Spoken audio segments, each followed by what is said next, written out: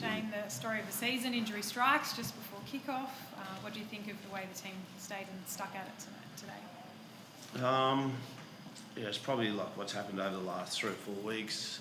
We're in the first half. It was 10-6, and we were really in it with 10 minutes to go, and they scored 2 quick tries. They were our defensive errors, which were disappointing.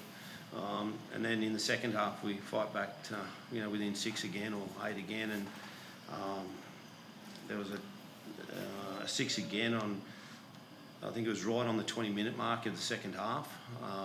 The 6 again, last tackle, and that just broke the camel's back. Then they went down and scored, and probably kicked out to a little bit more. And we just, without it, this year's, learned a lot this year about some individuals and, the team, and in the end, just, lack of, because of the injury toll that we've had, lack of that class in real crucial moments has probably just hurt us a little bit. We just can't get it done when we need to, and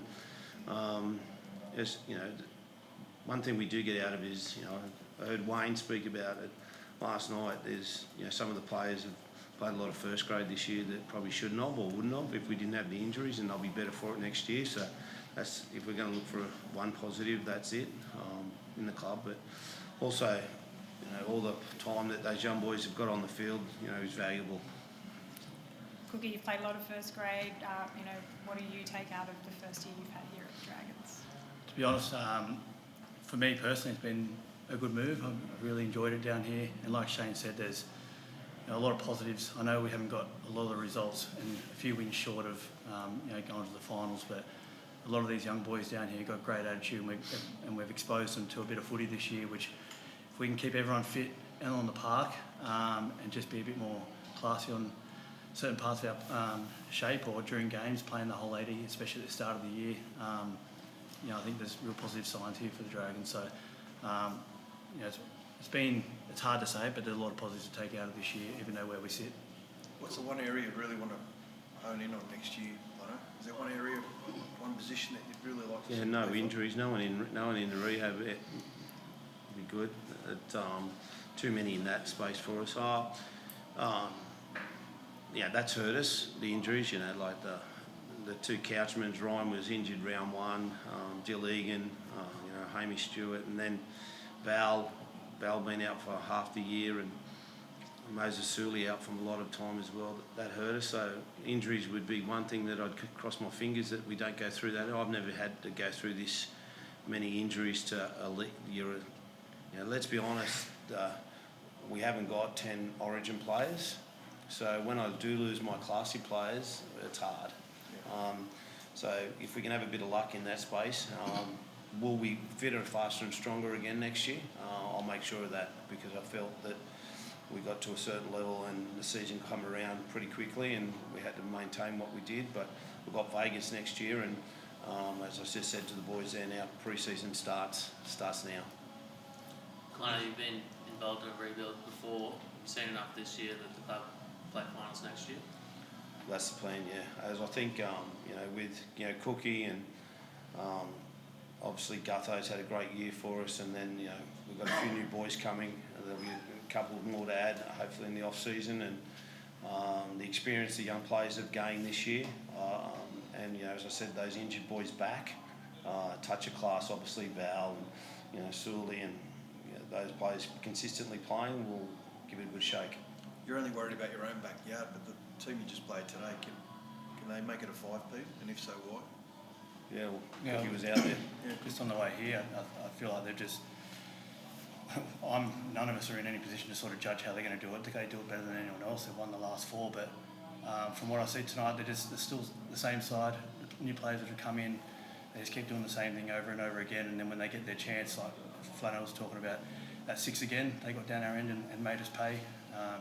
So they know what they're doing. That's why they rested a lot last week.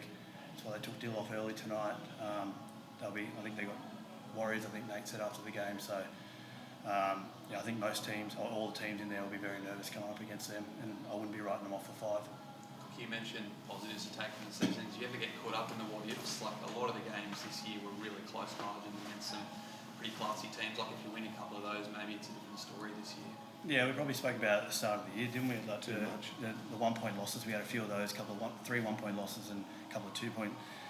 And we spoke about we need to fix it because these are going to be the games that keep us out of the 8 at the end of the year, and that's what happened. We got to put ourselves under pressure to win, all but one game in the last 6 or something, and we chucked everything into the Warriors game. Almost pulled off probably one of the greatest club wins.